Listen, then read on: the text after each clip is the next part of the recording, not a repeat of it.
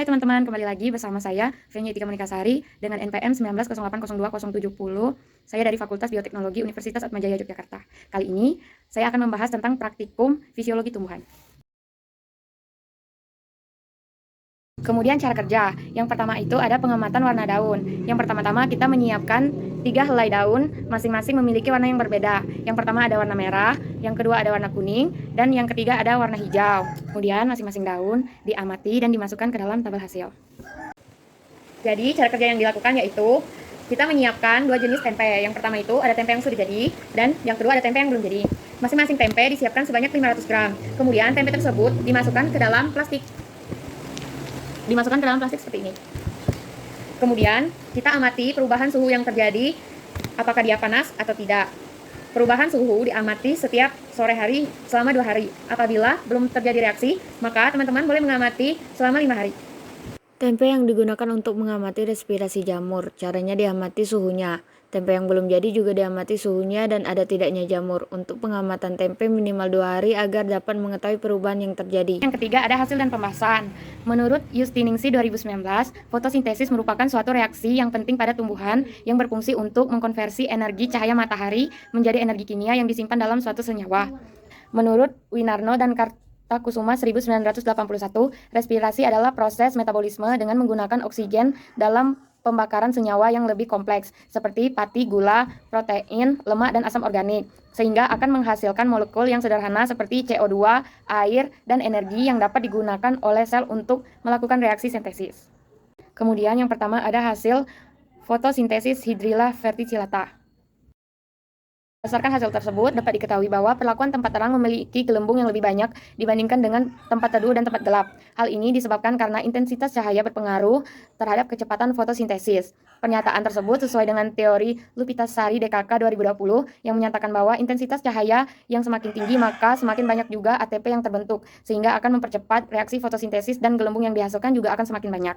Perlakuan tempat teduh dan tempat gelap memiliki gelembung yang lebih sedikit dibandingkan dengan tempat terang. Hal ini disebabkan karena perlakuan pada tempat teduh dan tempat gelap Hydrilla verticillata tersebut tidak dapat berfotosintesis dengan sempurna, sehingga gelembung yang dihasilkan sedikit. Pernyataan tersebut sesuai dengan teori Lupitasari DKK 2020 yang menyatakan bahwa fotosintesis pada perlakuan teduh dan gelap tidak dapat melakukan proses fotosintesis dengan sempurna, sehingga gelembung yang dihasilkan sedikit. Karena walaupun di dalam air terdapat CO2 yang terlarut, tetapi energi cahaya yang tersedia untuk melakukan fotosintesis tersebut sangat sedikit.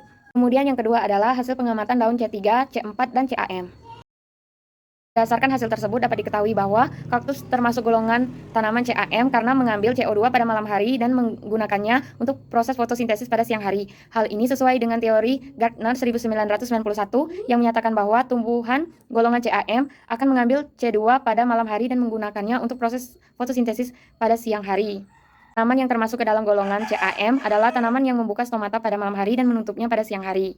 Laju fotosintesis tanaman CAM lebih rendah dibandingkan dengan tanaman C3 dan C4. Hal ini sesuai dengan teori Lakitan 1995 yang menyatakan bahwa tumbuhan yang golongan CAM adalah tumbuhan yang stomatanya akan membuka pada malam hari dan akan menutup pada siang hari. Serta memiliki laju fotosintesis yang lebih rendah dibandingkan dengan tanaman C3 dan tanaman C4. Tebu dan jagung tergolong tanaman C4 karena lebih adaptif pada daerah yang panas dan kering dengan temperatur yang sedang, sehingga dapat memperlancar proses fotosintesis. Hal ini sesuai dengan teori Gardner 1991 yang menyatakan bahwa apabila konsentrasi CO2 yang tinggi pada atmosfer, maka akan memperkecil laju fotorespirasi, sehingga akan mengakibatkan fotosintesis tanaman C4 akan terhambat. Dalam hal ini, tanaman C3 lebih beruntung dibandingkan tanaman C4 karena tanaman C4 memanfaatkan CO2 dengan secara berlebihan.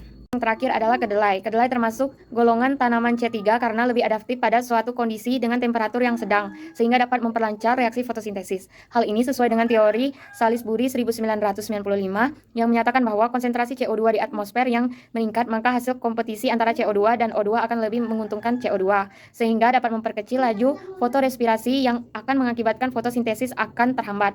Karena tumbuhan C3 biasanya tumbuh dengan baik pada daerah di mana intensitas cahaya yang cenderung sedang dan juga air dan tanah yang melimpah. Ketiga adalah hasil pengamatan warna daun. Berdasarkan pernyataan tersebut, dapat diketahui bahwa adanya perbedaan pigmen warna pada daun terjadi akibat kondisi pada tanaman. Adong-adong atau Plectarus cularioides memiliki pigmen daun yang berwarna merah yang menandakan pada daun tersebut terdapat pigmen antosianin. Hal ini sesuai dengan teori Hashida DKK 2017 yang menyatakan bahwa daun yang berwarna merah terjadi akibat banyaknya jumlah pigmen antosianin yang terdapat pada daun tersebut. Puring atau Colideum variegatum memiliki daun yang berwarna kuning yang menandakan pada daun tersebut terdapat pigmen karotenoid. Hal ini sesuai dengan teori Hashida DKK 2017 yang menyatakan bahwa daun yang memiliki warna kuning terjadi akibat banyaknya jumlah pigmen karotenoid yang terdapat pada daun tersebut. Dan yang selanjutnya ada daun pohon dolar yang memiliki warna hijau yang menandakan pada daun tersebut terdapat pigmen klorofil. Hal ini sesuai dengan teori Hashida DKK 2017 yang menyatakan bahwa daun yang memiliki warna hijau diakibat banyaknya jumlah pigmen klorofil yang ada pada daun tersebut. Yang keempat adalah hasil kalau respirasi kedelai. Pernyataan tersebut dapat diketahui bahwa laju respirasi tempe dapat diketahui dengan adanya rasa panas pada tempe yang disebabkan oleh proses fermentasi pada tempe. Hal ini sesuai dengan teori Babaloba dan Giwa 2012 yang menyatakan bahwa kalor tempe muncul akibat adanya proses fermentasi pada tempe karena adanya aktivitas kapang atau jamur pada kedelai selama berlangsungnya proses fermentasi tersebut. Proses fermentasi yang berlangsung lama akan mengakibatkan kadar air tempe tersebut menjadi semakin berkurang. Selain itu, suhu penyimpanan juga mempengaruhi laju respirasi tempe. Hal ini sesuai dengan teori Purwanto dan Weilana 2018 yang menyatakan bahwa suhu penyimpanan berpengaruh terhadap suhu laju respirasi. Maka semakin tinggi suhu penyimpanan tempe, laju respirasinya juga akan semakin besar. Selanjutnya, tempe yang memiliki jamur yang berwarna hitam dapat disebabkan karena tempe tersebut sudah mengalami kerusakan. Hal ini sesuai dengan teori Purwanto dan Willema 2018 yang menyatakan bahwa tempe yang disimpan dalam suhu ruang dan tidak dikemas dengan baik hanya bertahan selama 2 hari. Jamur Rhizopus akan mati pada 2 kali 24 jam dan akan tumbuh jamur lain dan terdapat bakteri yang dapat merombak protein pada tempe sehingga menyebabkan tempe tersebut berjamur hitam dan memiliki bau yang tidak sedap. Selanjutnya ada kesimpulan. Berdasarkan hasil praktikum yang telah dilakukan, dapat diketahui bahwa faktor yang mempengaruhi fotosintesis Hydrilla verticillata adalah ketersediaan cahaya matahari. Yang kedua, perbedaan tanaman C3, C4, dan CAM yaitu pada tanaman C3 lebih adaptif pada suatu kondisi dengan temperatur yang sedang sehingga dapat memperlancar proses fotosintesis. Tanaman C4 lebih adaptif pada daerah yang panas dan kering dengan temperatur yang sedang sehingga dapat memperlancar proses fotosintesis. Dan tanaman CAM mengambil CO2 pada malam hari dan menggunakannya untuk proses fotosintesis pada siang hari. Faktor yang dapat menyebabkan perbedaan warna pada daun yaitu adanya kelimpahan suatu pigmen klorofil, karotenoid, dan antosianin.